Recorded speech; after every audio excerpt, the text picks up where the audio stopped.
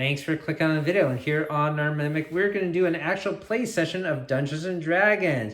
We are going to use this classic module 01. This is titled The Gem and the Staff, which we featured recently. And we're going to run adventure number 1, and it will take approximately half an hour to play.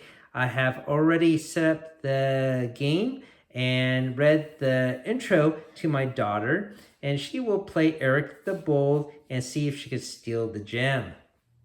Welcome to the channel where we talk about all manners of nerdy stuff, from board games to Dungeons and Dragons, comic books to toys, video games on Saturdays, and gamer snacks on Sundays. We also do monthly giveaways, and this is our current January giveaway for The Mystery of the Abbey, which is out of print and it's unplayed copy. So I'll put a link down below how you can win this awesome prize, and if you're watching this from the future, you can click our main channel page for our current giveaway.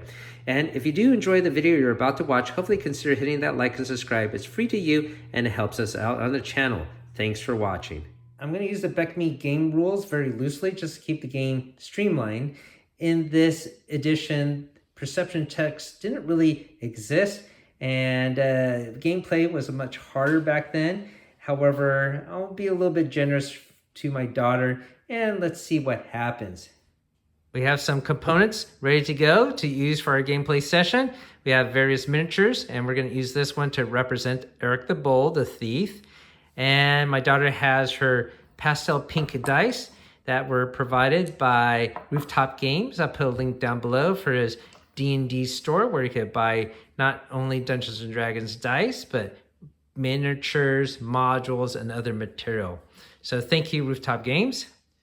Ready to play Dungeons and Dragons, Emma? Yeah. All right. And who are you going to be? I'm going to be Eric the Bold. He's a thief. That's right. So you got your miniature ready. Yeah. So I'm going to read you the start of the adventure. I already told you the background part. And now you're going to show up magically at the Wizard's Tower. Okay. You have arrived at Tormac's Tower just before dawn. Now you're crouched behind an obelisk on the right side of the end of a wooden drawbridge. The 10-foot wide moss-covered drawbridge spans the moat, which runs around the tower. To your left, a mule stands quietly on the obelisk, similar to the one you're hiding behind. Okay. So let's flip to the map here. And this is where you are at. So you can put your miniature on the start. Beep.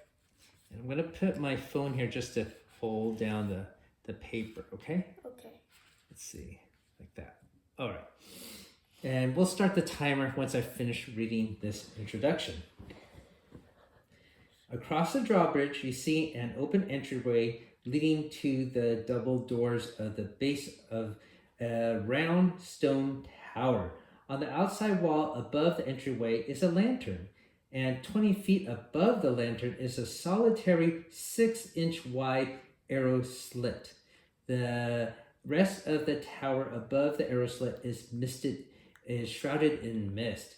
As you watch the tower, you see a young man emerge from the double doors carrying several sacks. And here is a young man carrying some sacks. He hesitates, several sacks, which appear to be empty. He hesitates in the entryway, removes something from his purse at his belt, and walks across the drawbridge with the item held at arm's length.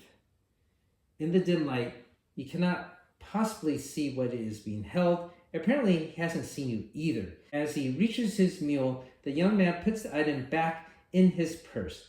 In the dim light, you cannot see what he has held. Apparently, he hasn't seen you either. The man puts the sacks on the mule and checks the animal's harness. He is obviously preparing to leave. I'm going to start the timer for the 30 minutes, yeah? Yeah. Start the stopwatch. All right. So you saw this young man leave the tower, and he's working on his mule to leave. What do you want to do? I'm going to try to steal his purse. Because the thing he was holding is inside there. Okay, well, that makes sense. What's your percentage to pickpocket? 65. All right, you got your percentage dice ready to go? Yes. And what do you get? 64. Oh, just barely made it. Okay, so you sneak over and reach for his belt. Sneaky. Yeah, and are able to grab his purse. Yay. And you make your way back behind the obelisk there. Okay.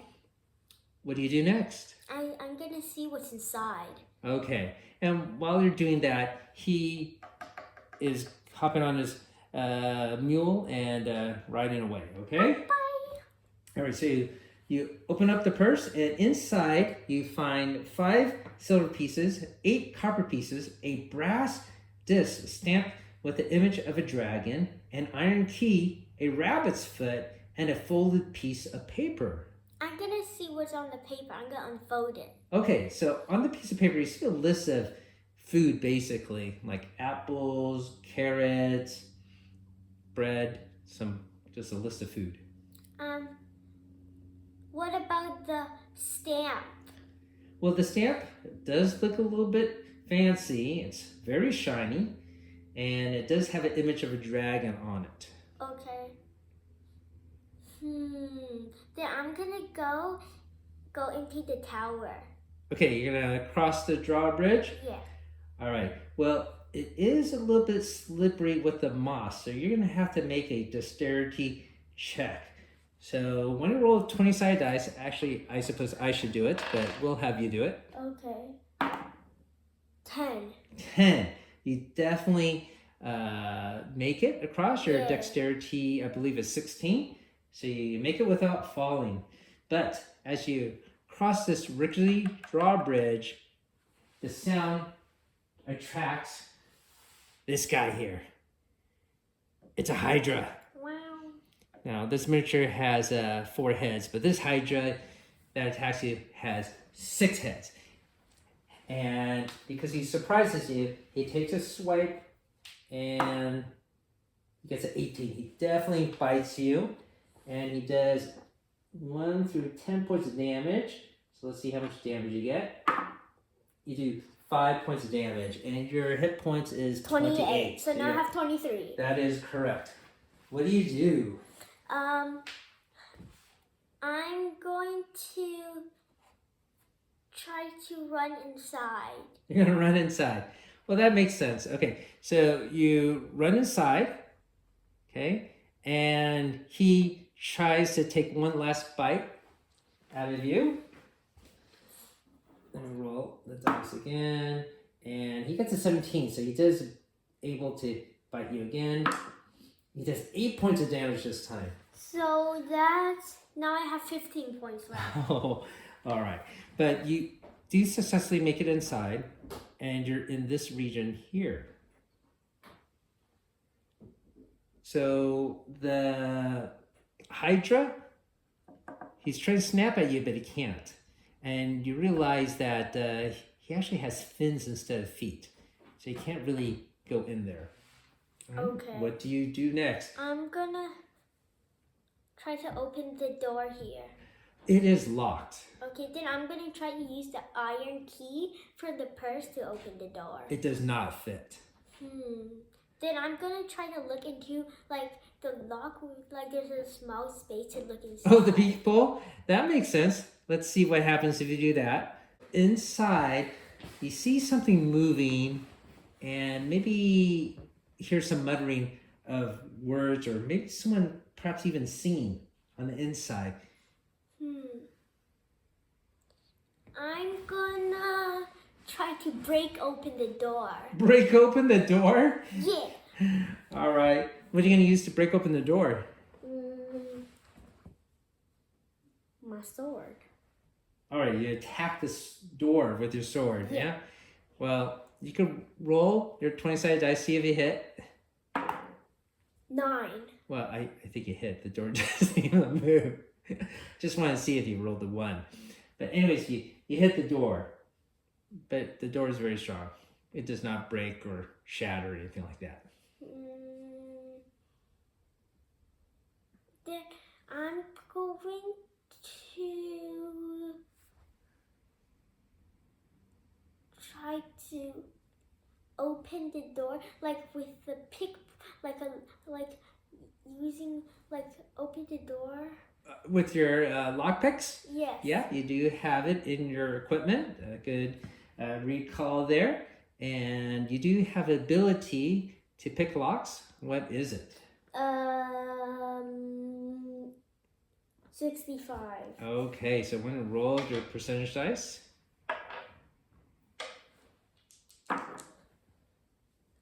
95. 95. Unfortunately, you fail. And one of your picks breaks.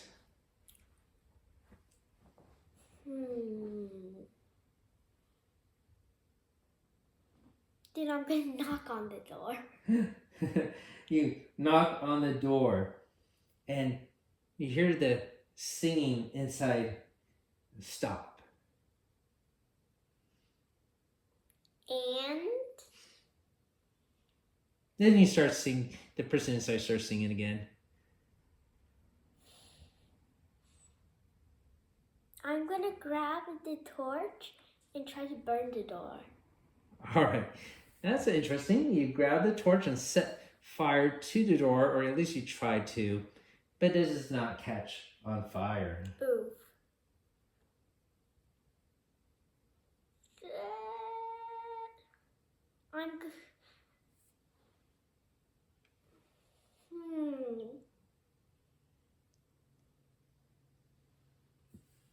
I'm gonna try to open the lock again. Okay, well, you got spares. Why don't you roll again? 0. Oh, 0, 0? 0, 0. I guess that's 100%, so I think that's a fail. You're supposed to get less than 65. But I did get less than 65. Last time? No, this is less than 65. 0, 0. I guess so. I'll let it count. Yay!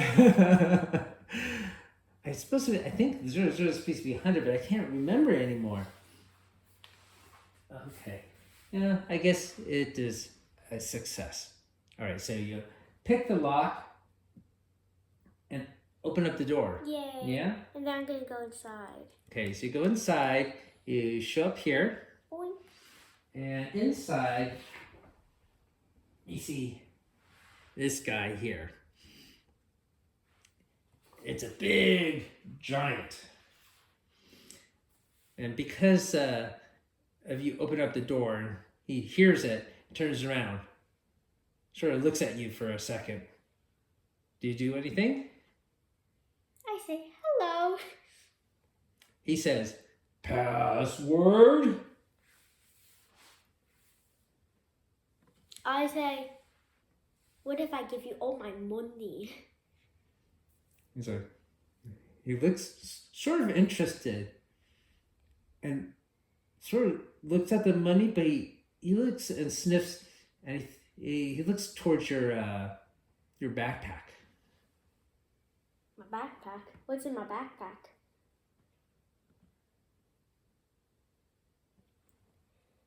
I give him my backpack. He opens up your backpack and he sniffs again and grabs out your rations, your food. Okay.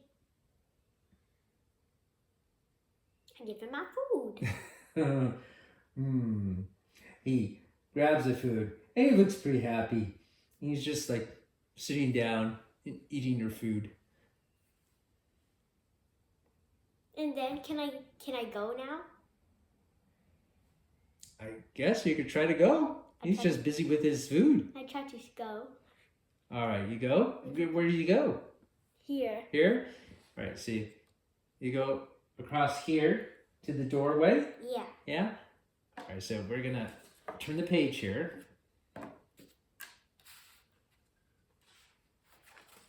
And you're on a stairwell. Right here. You're on a landing. Curved stairs lead down to your left and up to your right. The giant is not chasing you. I'm going to try to follow the stairs. Follow the stairs? Okay, you go up the stairs right? Then you end up at a door here. Okay. And you come to a end of the stairway at a 10-foot by 10-foot landing. To your left is an unlocked door, and to your right is a arrow slit. Okay, so I don't think this room is actually necessarily on the map. Okay, but you have this landing. So that arrow slit that you see was the one you saw downstairs. Okay. Okay. But now you are here in a round stone room, which is really a 20-foot deep pit. Directly across the room, you see a passageway leading to a curved corridor. That's down here. I'm going. A 5-foot wide stone bridge leads from your doorway to the passageway. The faint smell of sulfur hangs in the air. I'm gonna throw. I'm gonna. Is there like a rock? Well, you might have something in your backpack, but yeah, you probably find a pebble around there. I'm gonna throw the pebble across the bridge. Hey, that's pretty smart. All right, so you throw the pebble across the bridge and hits this hallway, and you see the hallway sort of disappear, and there's a door there, and a door with a handle to turn. Then I walk to where the pebble is and try to open the door. Okay, so you leave this doorway and you start to walk here, then a wall slams behind you, and this bridge starts to retract. It starts to slowly go into the wall, and the space between here and that door starts to get bigger. Then I'm gonna try to jump. Okay, well that makes sense. All right, so why don't you roll your percentage dice again? 25. 25, you definitely make it. Yay. Okay, you had an 80% chance of making that jump since Boing. you made that decision right away. And yes, you make it, and you grab the door handle. You made it across, so you're hanging onto the door handle there. And try to go inside? Can I go inside? Yes, you can go inside, but it's a little difficult, but you manage to do so. It is not locked. You just swing your body inside, and you are now in this room here. So you show up over here. You're at this door, and this room, yeah, the timer is 13 minutes.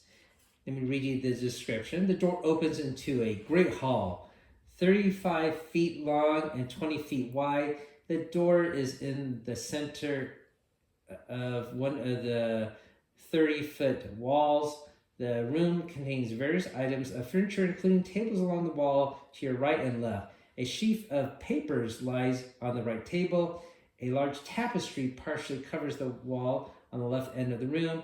In the wall to your right is an alcove for which a 12-inch figurine stands atop a 3-foot high pedestal. In the wall directly across the room, you see 3 identical doors.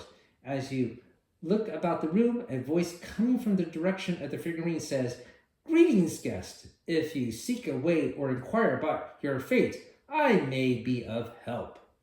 I'm gonna look at the papers first. The papers? Yeah. Okay, so you go to the desk. Mm-hmm. So on the desk, you see various papers, and they are addressed to Sakara the sorceress. The letter states that the writer has obtained a medallion from the ruins of Gorski. Here, the late Gorski had ruled over an army of invisible warriors. This writer goes on to say he has given this trinket to his loyal servant, Tan, who has found it useful in his duties. So it's talking about this medallion found there and talking about these invisible warriors. The letter ends incompletely. It is neither signed nor sealed. Then next, I'm gonna look at this guy. The figurine? Yeah. Yeah. Okay, so we move over there. And it's a rather beautiful sculpt of a person with a sword. But it's a statue, nonetheless. Then I'm gonna go here. To the tapestry? Yes. Okay. What do you do over there? I'm gonna move the tapestry to see if there's one of those secret entrances. Okay, you move the tapestry out of the way, and there is a wall. So I want to roll to see if you find a secret door. Which one? How about percentage dice? 8. 8. You do not find any secret door there. Then I'm going to go into the first door. Okay. So you go to the first door, and that would be hold on, let me orient myself. That would be room 9 here. So let's flip the page.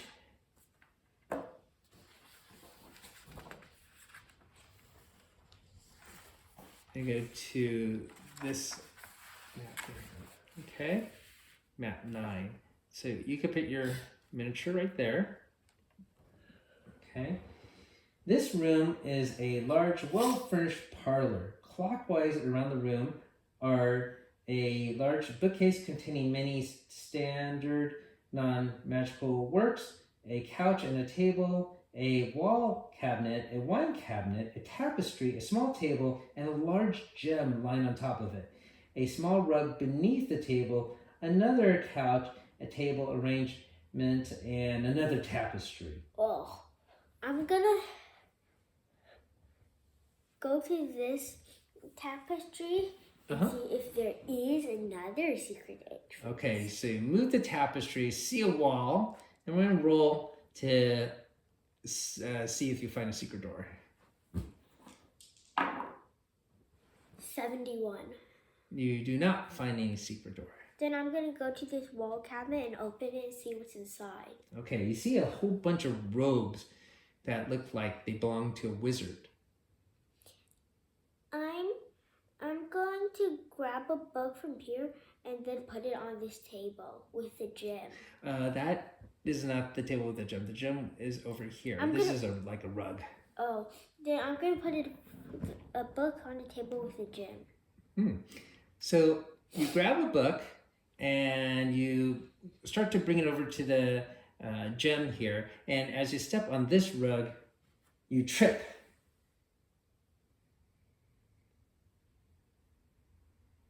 So you're on the floor. Oof. Mm-hmm. I get up. Okay, you get up? Yeah. I do not touch the rug. Okay, you do not touch the I rug. lean to put that book in the table with the gem. All right. Okay, so you are able to place the book next to the gem. This gem, by the way, it looks like a diamond, and the one that the guy hired you to steal is amber color. So you realize this is not the gem you're looking for, but it looks valuable nonetheless. Okay. So nothing happened? No. Then I'm going to take the gem. Okay. How are you going to take the gem? Leaning again? No, I'm going to use the book Uh-huh. to hit the gem to the floor. That's pretty smart. Okay, why don't you roll your percentage dice, see if you hit the book? 79 Okay. again. That's okay. You do hit the gem with the book, and it falls onto the floor off the rug. And then I pick it up. And you pick it up. Okay, you got it. And then I go outside.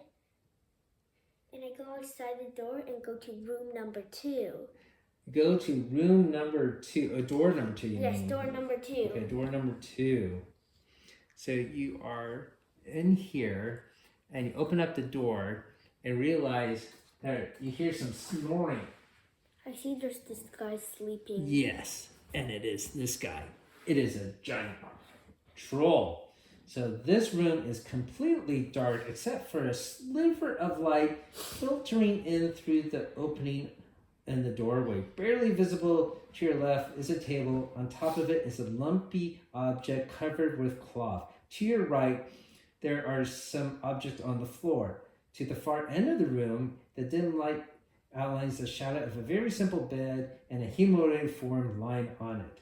A faint glint of metal comes from something the humanoid is wearing around its neck. I'm going to look at the lump thing under the cloth. Okay, so you pull it off to look in underneath, and it gives us a very bright amount of light. Okay, so bright, this troll wakes up. Can I hide? Where do you hide, or how do you hide? I hide underneath the table. You hide underneath the table, and the sleepy troll wakes up, lumbers around, sort of sniffs around. Let's see how well you're at hiding. Want to roll your dice? 96. He sees you. Does he attack me? Yeah, he's gonna get ready to attack you. He's coming towards you. What do you do? I run underneath. I start climbing the troll. You start what? Climbing the troll. Climbing the troll? you grab him? And then I climb to try to get the thingy, the shiny metal thing. Well, that's interesting. You could try to pickpocket him. You are fast. When you roll, that will take some percentage away because he is aware that you are there. It is 76. No, even if he was not aware of you, fail. So he sees you grabbing for his medallion, and he swipes you, and he hits you. He hits you automatically because you're on him. And when you roll a 6-sided dice for his damage. He does 3. 3. I now have 12. 12 health, yes. Okay, what do you do next? I'm going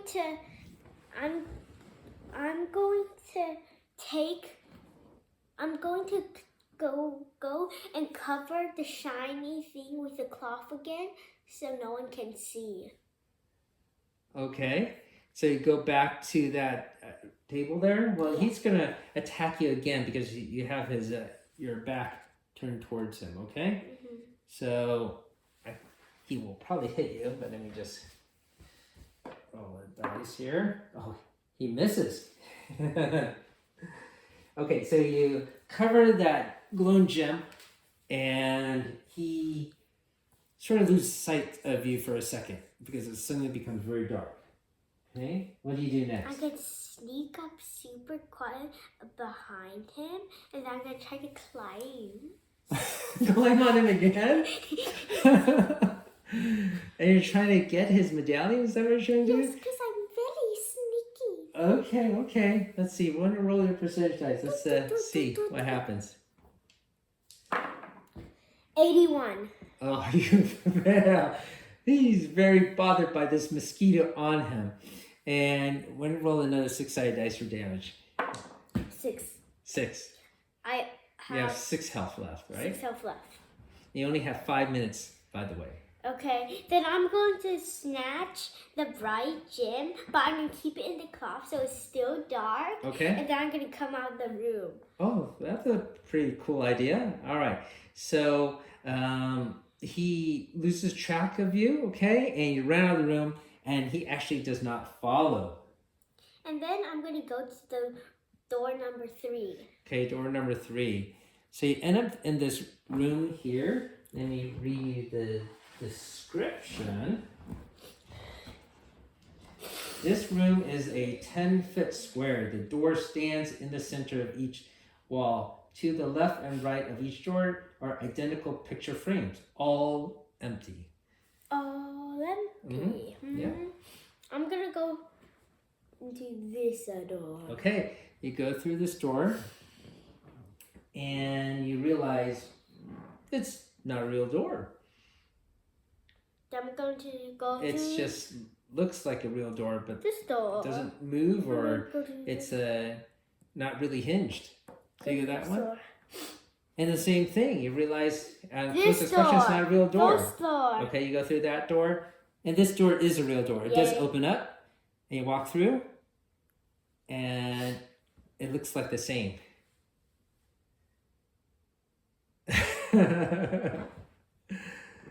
I'm going to this door. Okay, you go to this door.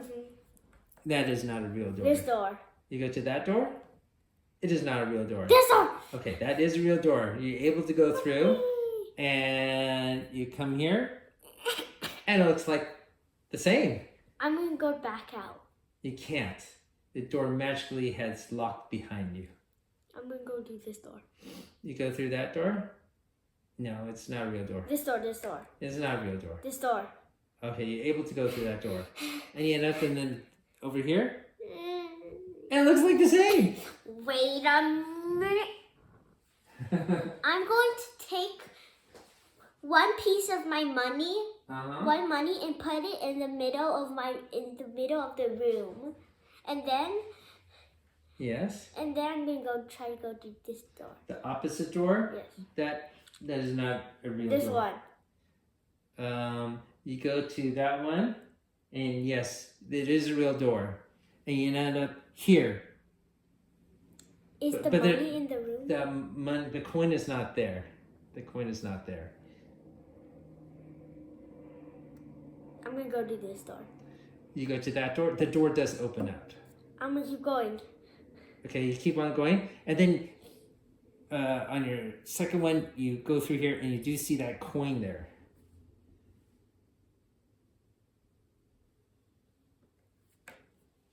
Or I should say your third, second one. You find that coin there. I'm gonna try to break the locked door.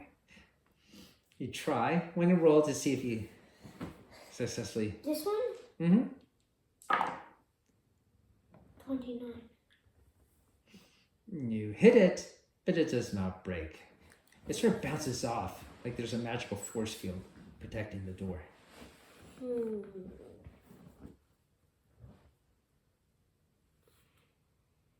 I'm gonna look at the pictures. There's no pictures. They're all empty.